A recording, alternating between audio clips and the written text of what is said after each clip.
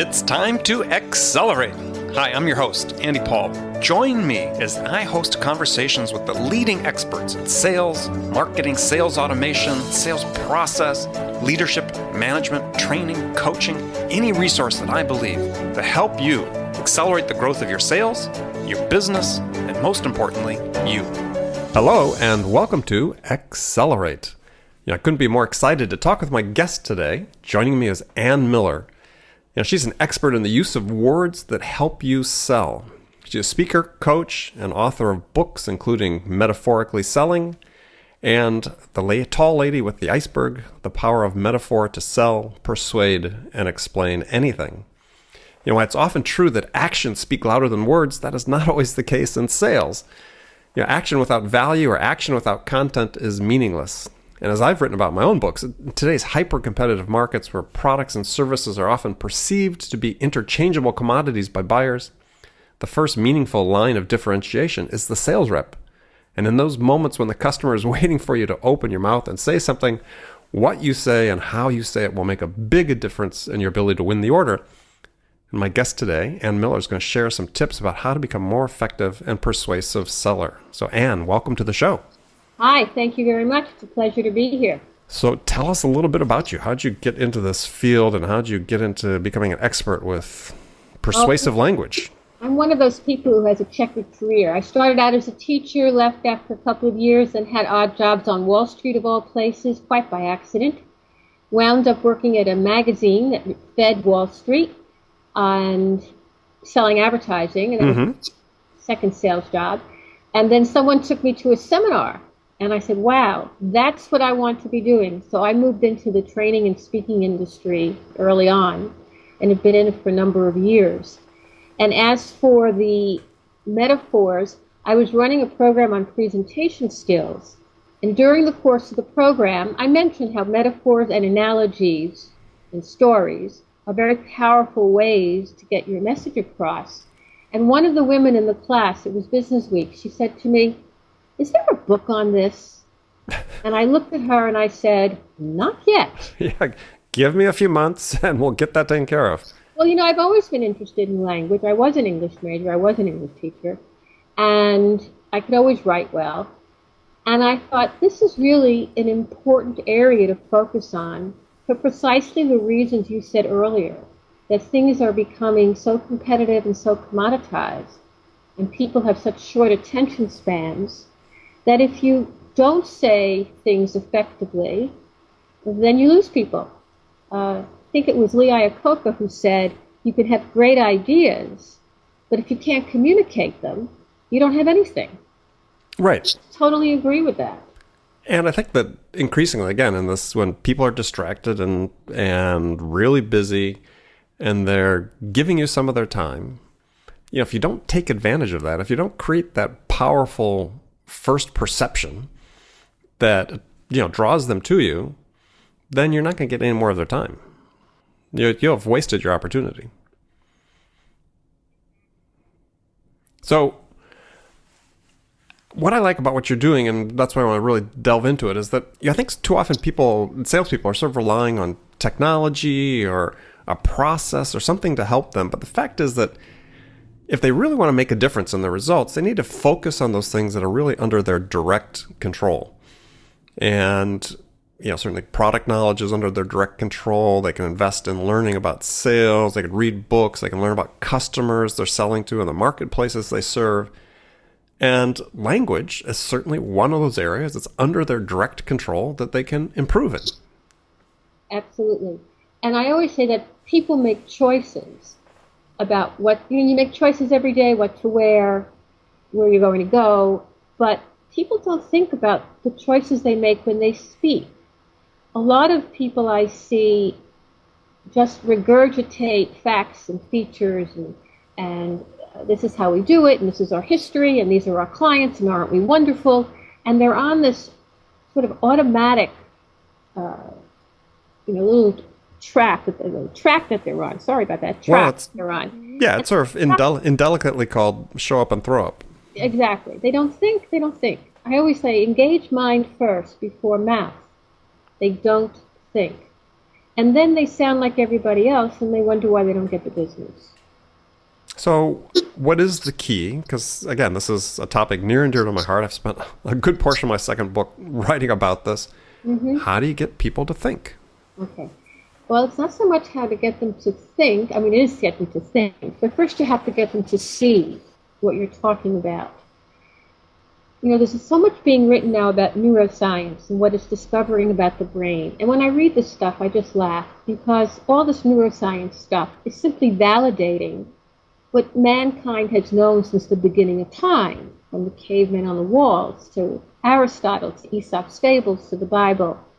People relate to visuals, to stories, to analogies, to metaphors. And if you can get them to see something first, then they understand it, and then you can go into greater depth.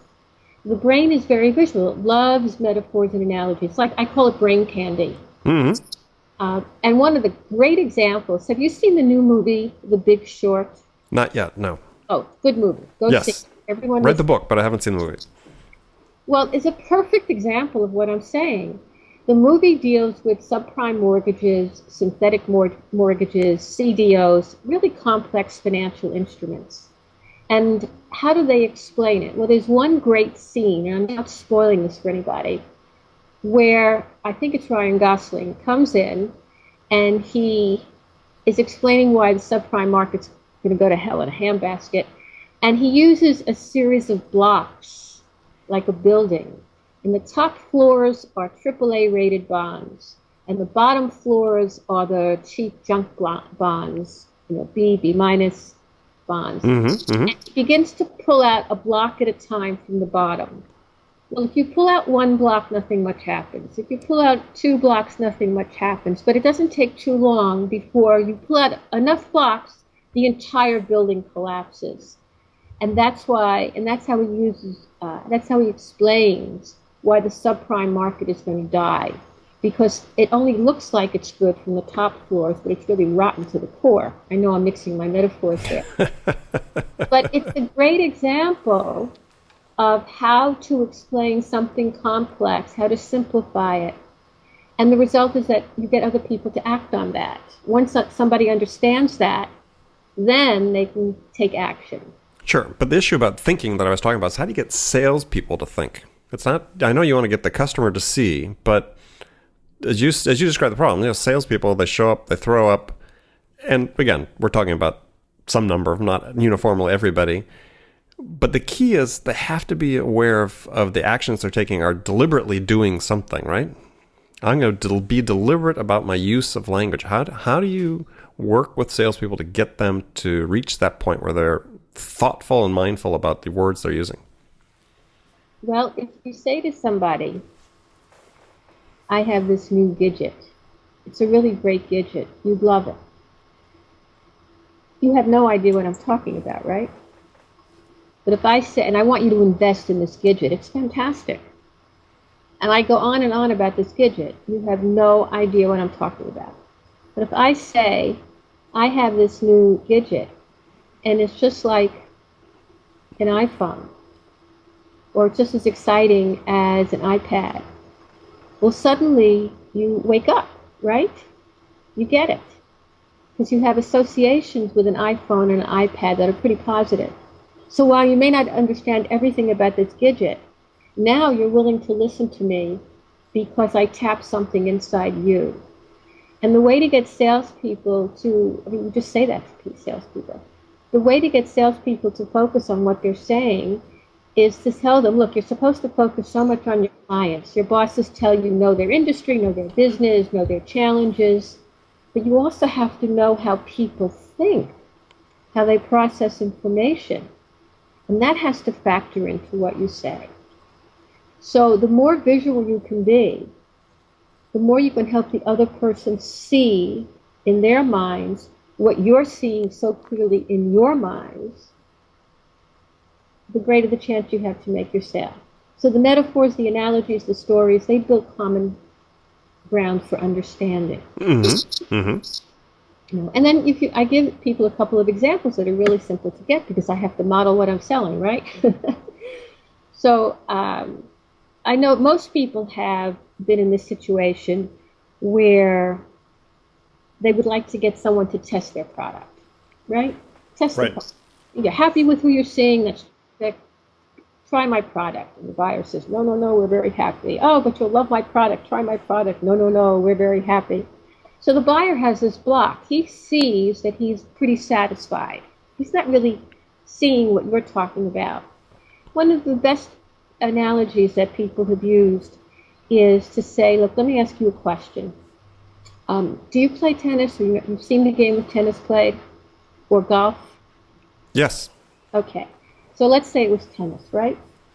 And as a salesperson, you could say, look, you can play a pretty good game of tennis with a strong forehand. What you do is you run around the backhand, right? Mm-hmm. Anyone who plays tennis will say yes, because that's true. But then the salesperson would say something like, but when you have a strong backhand, you improve your game exponentially. Isn't that true? Yeah, that's true. Well, that's what we're saying here. Your strong forehand right now is the vendor that you're using. Add us. Let us be your backhand. Give us the test. Let us be your backhand, and we will make you much stronger in your market and help grow your bottom line. Now, for someone who plays tennis, that makes sense, because they can see from their past experience the truth of what I've just said. Does that make sense? Yeah. Yeah. No, it doesn't. So you're always thinking, what can I compare what I'm trying to get across to the person I'm talking to? What do I know about them? About their industry, about their history, about their life, about their hobbies? Where can I pull a comparison that will resonate with you, the buyer? And once you do that, you're 90% of the way there. Well, and part of it maybe, it seems like to me, is for the sales rep to start with the things they know about, right? As you said, tennis or golf. I mean, you want to relate to the customer, but... Yeah, I mean, I couldn't say to you, do you sail? I use a sailing analogy because I don't sail, and I'm sure I would muck it up. But tennis, golf, I mean, I don't play golf, but I know there are different irons, the different clubs that people hit with, right? Yes. Yeah, so there's a wood and there's an iron, and I could do the same thing. You wouldn't play an entire game of golf with just one type of club, right? Yeah, no, absolutely. Same thing. So you just pull in the analogy with the other club and you get the test. I think one of the best ones I've ever done, and one that I think a lot of salespeople come across, is the no experience. You're nice people and all that, but you have no experience with our industry. Would you say that's a pretty common objection that people sometimes come across? Yeah, I mean, I think it depends on the business you're in. If you're a startup, perhaps, and you're coming up with a new innovative product, yeah, you may run across that. Exactly. So years ago, I used this one, and it really worked. I know other people have used it since. So I was pitching to an advertising agency to get their presentation training for all their account executives, and they specifically wanted someone who had an advertising agency in their client portfolio. And I didn't have one, but I got the business. Because I knew if I just stood there and said, I'm terrific, I'm wonderful, my mother loves me, you should hire me, they would never hire me. Because they were mentally blocked by that criterion of you had to have an agency in your background. Mm-hmm. Mm-hmm. So I thought about that for a couple of days, and I came back and I did my tap dance, and the woman says to me, she was an executive vice president, she said to me, yes, but you have no experience in our industry. And I was ready for her. And I said, let me ask you a question. You just won the DHL overnight courier account, didn't you? She said, yes. And I said, how much experience did you have to have in the overnight courier business to have the right to do their advertising? Let me suggest none. That you would learn the dynamics of their industry the way you've learned the dynamics of your other client industries. They just had to be sure you were the best damn advertising agency around. Mm-hmm. Isn't that right? And she looked at me. She said, yes. I said, the same is true with me. I don't have to have advertising agencies in my background.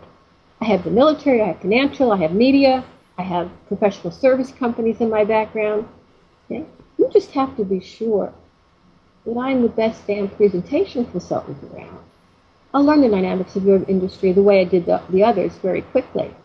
But you have to be sure I'm the best darn presentation person around. And I am. And she just looked at me, cocked her head, and said, oh. And you could just see the light bulb went on. And the prerequisite for having an agency in your background went out the window.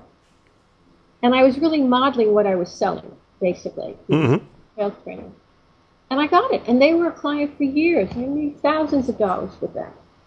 So it's a matter of stopping and saying, how can I get them to see the situation in a way that they can embrace, that resonates with them, that's comfortable with them? And you don't have to be a poet. You just have to stop and think. Make it visual, as you talked about. Make it visual. And that's, I'm pretty loose with what I mean by metaphor. It can be an analogy. Right. It can be a story that you use metaphorically. Let me tell you a story. And then you tell the story and you say, likewise, and you make your link to the situation. It can be a cartoon. It can be a prop. Anything that makes the other person see, that right brain see, what you're talking about. So let's delve into a little bit today now at this point is the sort of that face-to-face conversation as well as the presentation, because the dynamic of selling in many industries is really changing, right? You've got teams of sales development reps that are out working the phones and email to outbound prospecting to really sell that next meeting, sell that demo oftentimes. Right. So they've gone online. Yeah, I came, not to date myself, but all my demos were in person early on in my career before they changed to being online. But what changes relative to the vocabulary that you should use, the language you should use when you're presenting and demonstrating online versus in person? Okay. The fact that people are more remote now online makes the need for language, visual language, even more important. Because all people have is what they can hear. And what they're looking at some kind of software demonstration, they're looking at some kind of product demonstration. And it's just a lot of, slides or screenshots. One looks like the next, looks like the next, looks like the next. But people remember visually. So if you have a compelling metaphor or a compelling analogy that you use, where you can say, what this represents basically is, and then you give them an image, a metaphor, they get it. They don't have to understand every single dot point on that page. So it's really even more important that people communicate with visual language in an era when people are doing more and more inside sales, online sales. And when you take body language out of the equation, how does that have an impact as well? Oh, it hurts. It hurts. You're so right. One of the things you teach people when you do presentation training, at least on the delivery side, is that they should be very comfortable using their hands, because the hands reinforce what you're saying. So if you're saying there are 3 reasons why you would work with us, 1, 2, 3, typically you would use your fingers to count. And people see that. So they're hearing it, there are 3 reasons, and they're seeing it. They're getting 2 sensory impressions. But when you're speaking online, all they're doing is hearing it. They're not really seeing you reinforce that. So, and they don't see facial expression, they don't see excitement, they don't see concern, they don't see empathy.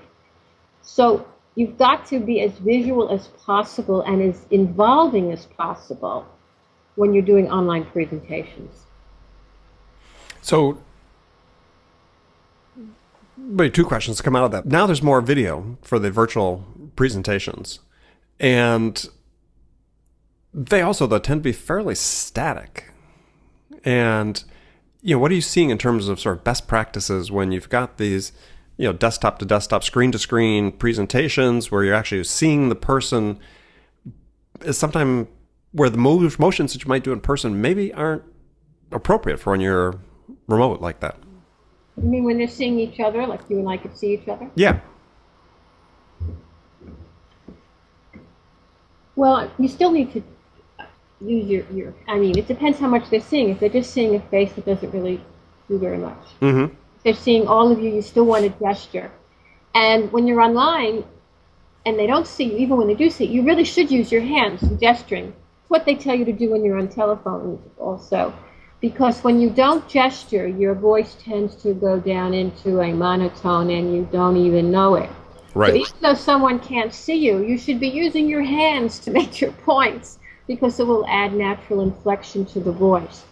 I thought you were asking me something else. No, but that was really the question, because I both on phone and whether it's a Skype or Zoom or whatever you're using, use your hands. Right, that's one of the great things about having headsets when you're on your phone and you're talking to somebody is get your headset on so you free up your hands, and it makes a difference in how you come across. Right, and you even have to exaggerate a little bit your voice as well. It's like when you play a sport, you go out on the field and your energy level goes way up. Even if you're tired, your energy level goes way up once you're in play. And so it's the same thing as in an in-person presentation. But even more so when you're online the way we are. A little more energy, a little more oomph to what you're saying. Which exactly. I hope is coming across from both of us. Yeah, well, my hands are waving as we talk. Waving. Right. So let's talk a little bit about storytelling, because this is really an intimidating topic to a lot of salespeople. We're going to try to teach you how to integrate storytelling into your presentations. And as I've spent time teaching people this, and there's a lot of resistance, a lot of fear, let's say. Maybe not resistance, but fear from it. So what's your approach to, as you said, turning information that tells into a story that sells, which I think is your line. Right. Yeah. So how do you go about that? Right. I think I have some different views on storytelling. I've looked at a number of things on storytelling where people start out telling their stories. And, it's like you have kids, I have kids. Let me ask you a question, Andy. Which children's pictures would you rather look at? Pictures of your kids or pictures of my kids? Mine, yes. Exactly. That's my point. So I have a problem with some of these storytelling experts who say, tell a story about something that happened to you, and it's going to lead up to a point that's relevant to what you're selling. Now, the good news is whatever story you tell should lead up to the point that you're making. But frankly, and maybe this is just my jaded New Yorker view, I really don't want to hear your story, Andy. I don't care about you. I care about me. Well, so let's define a story then. The story I want to hear is the kind of work you did for another account that was just like mine. Exactly. The kind of story I want to hear. Exactly. Not the other kind of story. So I don't know if I've offended you. No, that is, you haven't offended me. Maybe somebody out there that's listening, but if you look at my latest book, I've got a whole section on how do you tell a 30-second story that does just what you said. Right.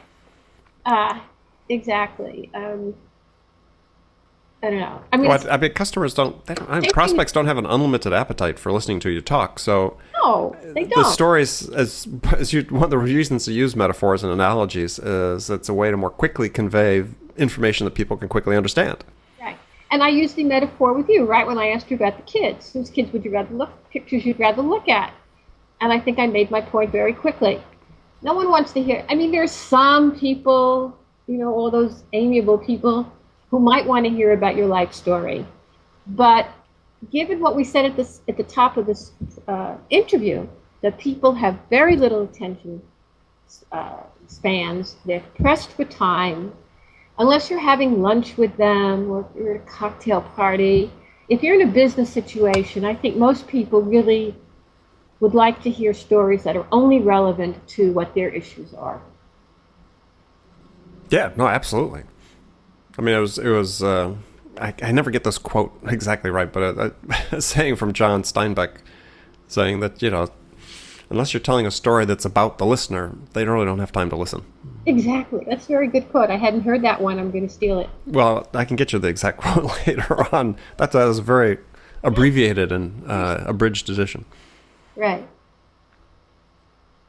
So how do you get people then to practice the story? So what's the structure to create a story in a short, concise form that you teach that salespeople can use? Let me answer that question in a slightly different way. I always tell people when they're presenting and they're in the middle of their presentation, not in the beginning and not at the end, but in the middle, and they're going through their slides, their screens, or just talking the different points. You should always be asking yourself 4 questions. 1, what is the point of what I'm saying? My mouth is going on and on and on. What is the point here? 2, how can I make them see what I'm talking about? And by that, is it a story? Is it an analogy? Is it an example? 3, how can I involve them? And 4, how am I going to segue into my next point? So those questions are always going through your mind. And the really great presenters are always being relevant, visual, engaging, and flowing into their next point. And your storyline is in the transitions between points. So it's expressions like, not only do you get X, but also you can get Y, and that takes you to the next slide. And if you like this, the story gets even better when you look at how easy it is to implement. So for me, a storyline is the thread that connects all your pieces of information. But that has to be practiced. That has to be scripted. That was my point, is how do you get people to script out their stories and practice them?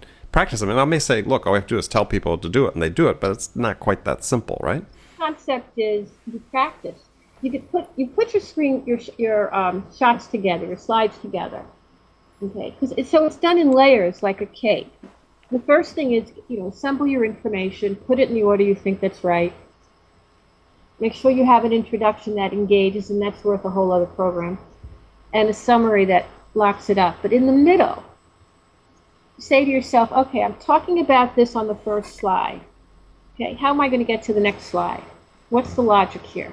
If there's no logic, that means the next slide is either in the wrong place or you don't need it. So they have to look at the whole presentation in slide sort. That's one of the best things about technology is slide sort, because you can move things around. You have to say, what is the connection here? What is the link? And if there is none, make it or get rid of the slide. But you have to do that in advance of the actual meeting, the actual presentation. You can't do it on the fly.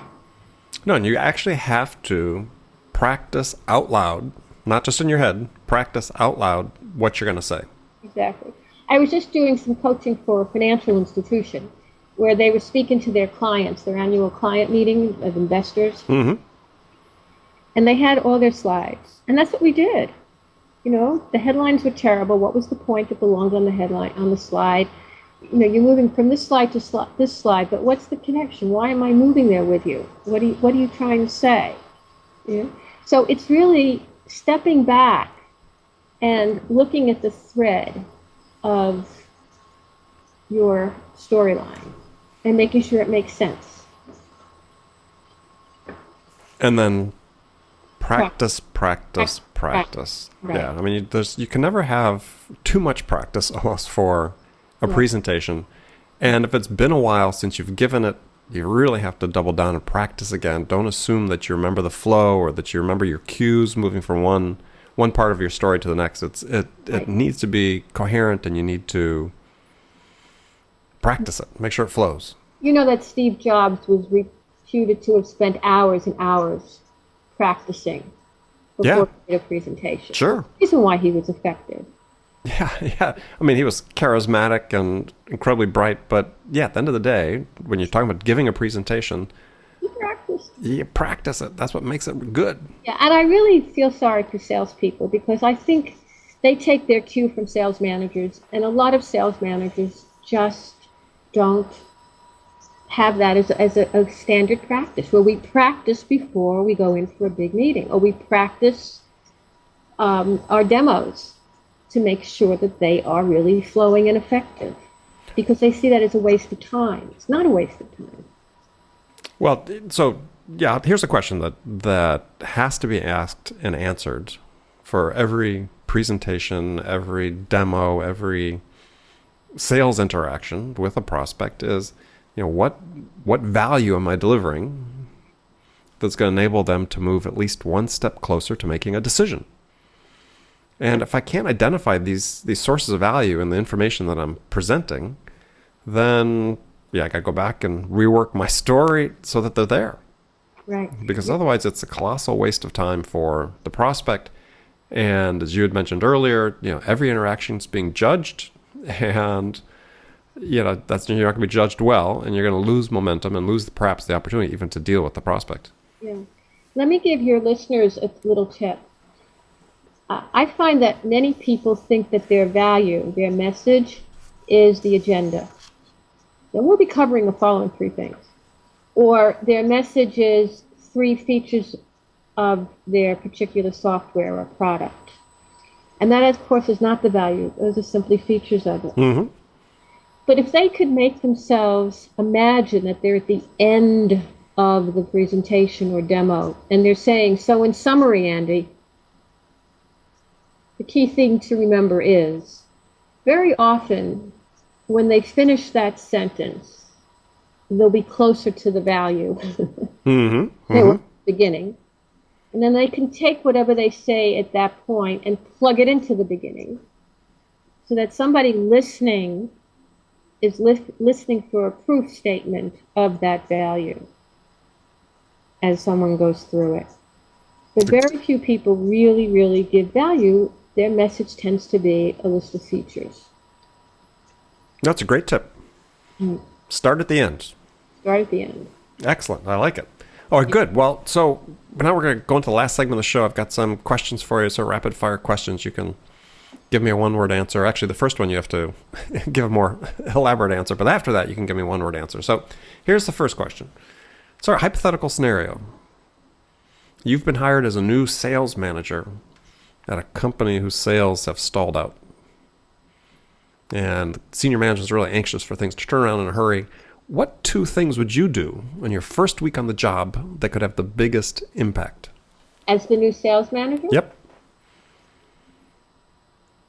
I would do 2 things. I would talk to all my salespeople to find out where they thought the issues were, what the problems were. And I would talk to 2 or 3 of our clients who love us and ask them why they bought from us, and 2 or 3 clients who didn't buy from us and ask them why they didn't buy from us. Good, concise answer. I like it. All right. So you sell a lot. You're selling your services. So what personal sales attribute is the most powerful one in your arsenal? I think it's the willingness to simply understand someone else's problems or issues, to see if I can help, and to be willing to say that maybe I can help. Now, of course, I always like to think I can help, but it's really just being totally focused on the other person's situation and speaking to them as if I were on the same side of the table with them, as opposed to across the table, and what's in the middle of the table between us is their budget. Mm-hmm. Mm-hmm. It has to be what's on the table of their problems, their issues, their growth, and we talk as peers working on the same side of the desk. All right. Same side selling. Mm-hmm. Yeah, there's actually a book by that name out there. So who's your sales role model? Who's my sales role model? Wow. I've had a few of them over the years. Well, give us one. Work for. My old manager, when I sold advertising, he was a genius. He always knew that you had to come in with ideas, and that people were interested in ideas. They weren't interested in advertising or products. It was always ideas. It took me a while until I got that. because I would always call up and say, I want to talk about advertising. And then I was surprised when no one wanted to talk to me. But when I had some ideas to talk to them about to help them with their business, I had much better luck. Mm-hmm. So, yeah, it was Fred. Got it. So besides your own books, what's one book every salesperson should read? Wow, there are a number of them. I like Joe Conrad's books. Mm-hmm. So one in particular? Snap Selling is fine. Her earlier one, or Agile Selling. Mm-hmm. She's very good. Yeah, very good. Very good. So what's the first sales activity you do every day? Unfortunately, I check my emails. See, everybody prefaces that with unfortunately. It's okay. I know that everybody's sort of thinking, oh gosh, I'm going to be criticized because I check my email first thing, but that's okay. Email and I check LinkedIn. LinkedIn, all right.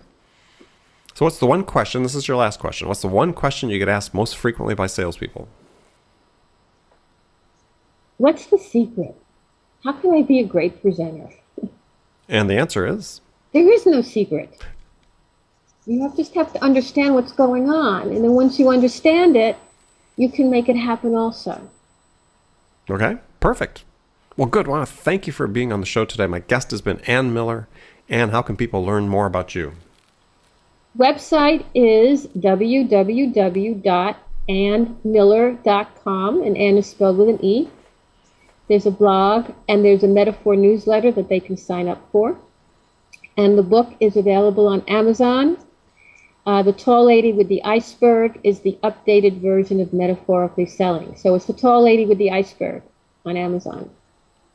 Okay, perfect. Yeah, I recommend people go out and get that book. So remember, friends, make it a part of your day every day to deliberately learn something new to help you accelerate your success.